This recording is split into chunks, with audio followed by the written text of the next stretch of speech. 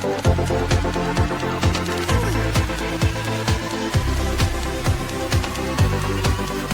Friends, welcome to piano tutorials. आज हम SSC board के साइंस 1 ग्रेविटेशन चैप्टर के बारे में पढ़ेंगे। ग्रेविटेशन की खोज साइंटिस्ट सर आइजैक न्यूटन ने की। एक बार अपने काम खत्म होने के बाद एक फल के बाग में आराम करने गए। तभी वहां एक एप्पल के पेड़ से एप्पल नीचे गिरा। उन्होंने सोचा यह एप्पल टूटने के बाद ऊपर की तरफ क्यों नहीं गया, यह नीचे की तरफ क्यों गिरा। आखिर में उन्होंने कंक्लूजन निकाला कि धरती का फोर्स एप्पल को अपनी तरफ खींच रहा है। तभी उन्होंने ये सोचा कि ये सभी के लिए लागू हो सकता है और उन्होंने आखिर में ग्रेविटेशन की खोज की। Gravitation is the natural phenomena by which all the things with mass और energy are brought towards each other.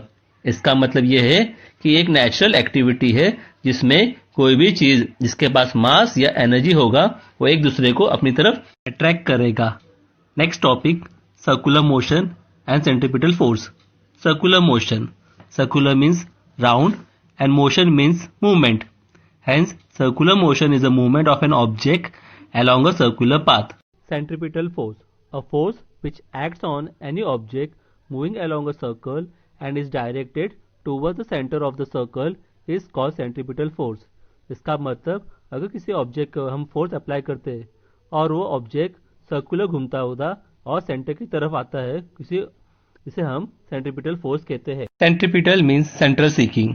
इसका मतलब अगर कोई ऑब्जेक्ट होगा उस पर फोर्स अप्लाई किया जाएगा तब वो ऑब्जेक्ट सेंटर की तरफ मूव होगा because of the force. Next topic, planets, stars, Galaxy के बारे में सदियों से एस्ट्रोनॉमर्स रिसर्च कर रहे हैं। गैलीलियो टेलीस्कोप बनाने से पहले प्लैनेट की पोजीशन नॉर्मल आंखों से देख के उनके ऑब्जर्वेशन करते थे। बट 16वीं सेंचुरी के बाद बहुत सारे इंफॉर्मेशन एस्ट्रोनॉमर्स के पास उपलब्ध हुआ। एस्ट्रोनॉमर्स या साइंटिस्ट जे केपलर इन प्लैनेट्स के इंफॉर्मेशन पर स्टडी किया। उन्होंने देखा मोशन ऑफ द प्लैनेट कुछ सर्टेन लॉ पर रिवॉल्व कर रहे हैं। उन्होंने स्टडी करने के बाद 3 लॉ बनाए। इन 3 लॉ को Kepler's law of planetary motion कहते हैं। Kepler's first law, the orbit of the planet is an ellipse with the sun at one of the foci. इसका मतलब the orbit of a planet means regular or repeat movement of a planet around the sun. Ellipse means oval. Oval means egg shape. Foci means one point. अब इस law को diagram के जरिए और अच्छी तरह से समझेंगे।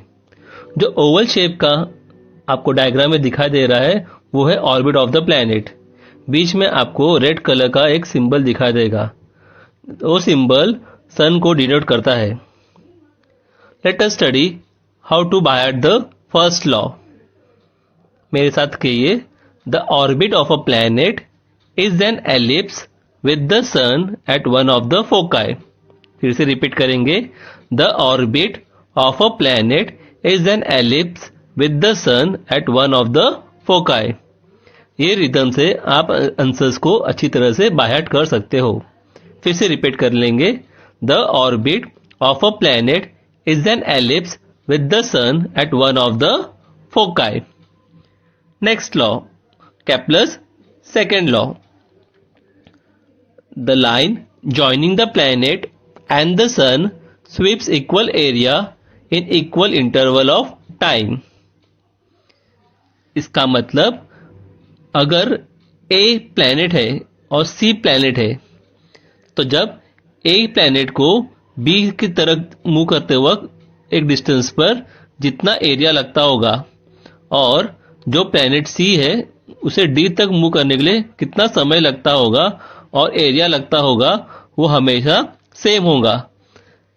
इसे और अच्छी तरह से समझेंगे, अगर ए बी और सी डी ये डिस्टेंस है प्लैनेट के, 2 अलग अलग प्लैनेट के, और उनका समय सेम है, तब जब हम उसको कैलकुलेट करेंगे तो उनका इंटरनल एरिया वो हमेशा सेम होगा। इन केस अगर आप प्लैनेट सी देखोगे और प्लैनेट ई देखोगे तो अगर प्लैनेट सी को डी की तरफ मुड़ते वक्त जितना समय लगता है वही समय अगर प्लैनेट ई को एफ तक पहुंचने के लिए जितना समय लगता होगा, अगर उसका एरिया सेम होगा। इसका मतलब area of CSD is equal to area of ESF. The line joining the planet and the sun sweeps equal area in equal interval of time. The line joining the planet and the sun sweeps equal area in equal interval of time. अब यहां आप जब देखेंगे AS और line CS हमेशा equal area होगा और equal interval of time होगा. इसका मतलब एरिया ASB और एरिया CSD हमेशा इक्वल होगा. Next law, Kepler's third law. The square of its period of a revolution around the sun is directly proportional to the cube of the mean distance of a planet from the sun. इसका मतलब ये है the square of the period of revolution. Let us consider जो period of revolution है वो t, यहाँ इन्होंने कहा है square, तो हम लोग क्या कहेंगे इसको t square. So t square जो है revolution है is directly proportional to the cube of the mean distance. Let us mean distance को हम लोग कंसीडर करेंगे r, और इन्होंने कहा है cube, so it becomes what r cube. So t square is directly proportional to r cube, that is t square upon r cube is equal to k. Now Kepler's obtain this law simply from the study of the position of the planet obtained by regular observation. इन्होंने सिर्फ regular observation से ही study किया था, but he don't have any explanation why planet obey this law. इसी प्रकार कई तरह के रिसर्च होते रहे. न्यूटन ने अपना एक नया थ्योरी फॉर्मुलेट किया. उस थ्योरी का नाम है थ्योरी ऑफ यूनिवर्सल ग्रेविटी. इसके थ्योरी के हिसाब से every object in the universe attract every other object with a definite force. इसका मतलब यूनिवर्स में कोई भी एक ऑब्जेक्ट होगा और दूसरे ऑब्जेक्ट को अपनी तरफ आकर्षित करता है. This force is directly proportional to the product of the masses of the two objects. ये किस पे डिपेंड है? डायरेक्टली प्रोपोर्शनल उस मास के ऊपर डिपेंड है. अब मास मतलब क्या? Mass means amount of matter present in an object and is universally proportional to the square of the distance between them. और एक किस पे है? Inversely proportional square of the distance between them. Let us study more with the help of the diagram. Consider करेंगे हम कि हमारे पास दो ऑब्जेक्ट है, ऑब्जेक्ट ए और ऑब्जेक्ट बी. जो हम ब्लू कलर में देखते हैं वो ऑब्जेक्ट ए है और जो दूसरा ग्रीन है वो है object B. Let us consider जो ऑब्जेक्ट ए है उसका मास होगा m1 और ऑब्जेक्ट बी है उसका मास होगा m2 और वो कुछ डिस्टेंस पे एक दूसरे से दूर है. तो ग्रेविटेशन फोर्स के बदौलत उसमें एक अट्रैक्शन होगा. इसका हम मैथमेटिकली फॉर्मुलेट करेंगे. F is directly proportional to m1 m2 upon d square. I repeat, F is directly proportional to m1 m2 upon d square. अगर हम डायरेक्टली प्रोपोर्शनल हटा देते तो हम लिखेंगे F is equal to G m1 m2 upon d square.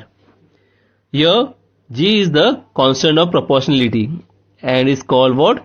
Universal gravitational constant. This law also means that if the mass of one object is double, the force between the two objects also double. अगर किसी एक object का mass double होगा तो force होगा वो भी double होगा. Also if the distance is double the force decrease by the factor of 4. अगर डिस्टेंस डबल हो जाएगा तो फोर्स क्या हो जाएगा? डिक्रीज हो जाएगा 4 से. होप ये वीडियो आपको पसंद आया होगा. Do like, subscribe and comment and don't forget to share with other to make the study life easy.